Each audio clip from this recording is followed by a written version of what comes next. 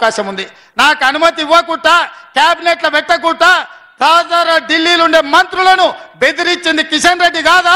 హైదరాబాద్ మెట్రోకు రాకుండా అడ్డుకుంటున్నది కిషన్ రెడ్డి కాదా? నేను కిషన్ రెడ్డి మీద సూటిగా ఆరోపణ చేస్తున్నా.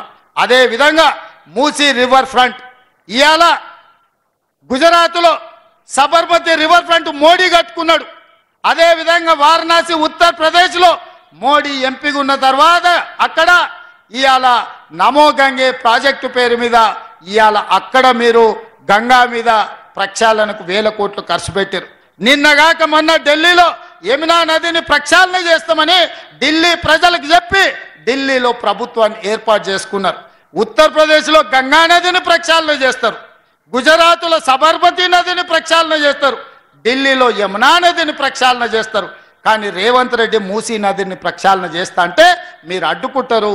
కేంద్ర ప్రభుత్వం నుంచి అనుమతి ఇవ్వరు, ₹1 నిధులు ఇవ్వరు. ఇదేనా కిషన్ రెడ్డి నీ నీతి నీ జాతి అని చెప్పి నేను కిషన్ రెడ్డిని అడుగుతున్నా. అన్ని రాష్ట్రాలలో రోడ్లు వేసుకున్నారు, గుజరాత్కు బుల్లెట్ ట్రైన్ తెచ్చుకున్నావు, మాకు మాత్రం రీజనల్ రింగ్ రోడ్డు కోసం సగం ఇచ్చి సగం ఇయ్యక ఈరోజు అడ్డుకుంటున్నారు. భూసేకరణ చేస్తుంటే మీ ఎంపీ ఈటెల రాజేందర్ పోయి అడ్డం బండుకుంటుండు. నష్టపరిహారం ఇవ్వాల్సింది కేంద్ర ప్రభుత్వమే.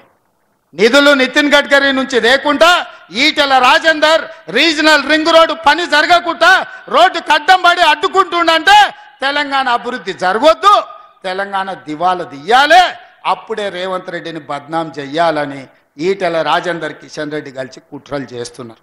ఇవాళ 10 ఏళ్ళ 12 ఏళ్ళ మీరు ఏం తెచ్చిరని నేను అడుగుతున్నా కిషన్ రెడ్డిని. ఇవాళ హైదరాబాదులో రోడ్లు విస్తరించిన, హైదరాబాద్కి గోదావరి జలాలను 20 టీఎంసీలు తీసుకెళ్తున్నా. ఇవాళ కృష్ణానది జలాలను మేము తెచ్చినాం, ఆనాడు గోదావరి జలాలు మేము తీసుకొచ్చినాం. ఇవాళ మూసీ నదిని ప్రక్షాళన మేము చేయాలనుకుంటాం.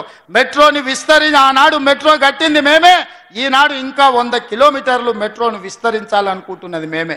ఫ్యూచర్ సిటీని సైబరాబాద్ సిటీని కట్టింది మేమే, ఫ్యూచర్ సిటీని కట్టాలని ప్రయత్నం చేస్తున్నది మేమే, ఫ్యూచర్ సిటీ వరకు మెట్రో వేయాలనుకుంటున్నది మేమే. కిషన్ రెడ్డి గారు నువ్వేం తెచ్చినావు కేంద్ర మంత్రి వై అని నేను అడుగుతున్నా. ఏ మోకం పెట్టుకొని ఇవాళ పట్టభద్రులను ఓట్లు అడుగుతావు కిషన్ రెడ్డి? నీ మోసం నీ దగా తెలియదా? నేను కూడా 2019 నుంచి 24 వరకు ఎంపీగా చేసిన. మీ బీజేపీ ప్రభుత్వంలో ఉన్న కేంద్ర మంత్రులు చాలా మంది నాకు కూడా దోస్తులే, పార్లమెంట్లో నాతో పనిచేసి. ఢిల్లీలో వాళ్ళని కలిసినప్పుడు అలా చెప్తారు, ఒరే నాయన నువ్వు మాకు బాగా తెలుసు, హైదరాబాదును బాగా అభివృద్ధి చేస్తే విశ్వనగరం అవుతుంది, మాకు చెయ్యాలనే ఉంది, మంత్రివర్గంలో పెట్టి మీకు చేద్దాం అనుకుంటే మీ కిషన్ రెడ్డి వచ్చి అడ్డం పడుతుండు. మీరు అట్లెట్లు ఇస్తారు కాంగ్రెస్ ప్రభుత్వానికి? మీకు రేవంత్ రెడ్డి దోస్త్ అయితే ఇవన్నీ ఇస్తారు, అట్లెట్లు ఇస్తారు? మీ సంగతి చూసుకుంటానికి కిషన్ రెడ్డి పంచాయతీ పెట్టుకుంటుండు. కిషన్ రెడ్డి అడ్డం పడ్డందుకే మీ మెట్రో రైలు క్యాబినెట్లో పెట్టలేదు, మూసీకి మీకు నిధులు ఇవ్వలేదు, మీ రీజనల్ రింగ్ రోడ్డు పనులు ముందుకు పోతలేవు, మీ పాలమూరు రంగారెడ్డి ఎత్తిపోతలకు నీటి కేటాయింపులు జరగలేదు, సీతారామ సమ్మక్క సారలమ్మ ప్రాజెక్టులు కుంటుబడినాయని చెప్పి మీ మంత్రులే స్వయంగా నాకు చెప్తున్నారు. కిషన్ రెడ్డి గారు ఎన్ని రోజులు మభ్యపెడతావు? కిషన్ రెడ్డి గారు ఎన్ని రోజులు? నా మీద కోపం ఉండొచ్చు, కాంగ్రెస్ మీద నీకు పగ ఉండొచ్చు, కానీ 4 కోట్ల తెలంగాణ ప్రజలు ఏం చేశారు? ఎందుకు అభివృద్ధిని అడ్డుకుంటున్నావు అని నేను కిషన్ రెడ్డిని అడుగుతున్నా.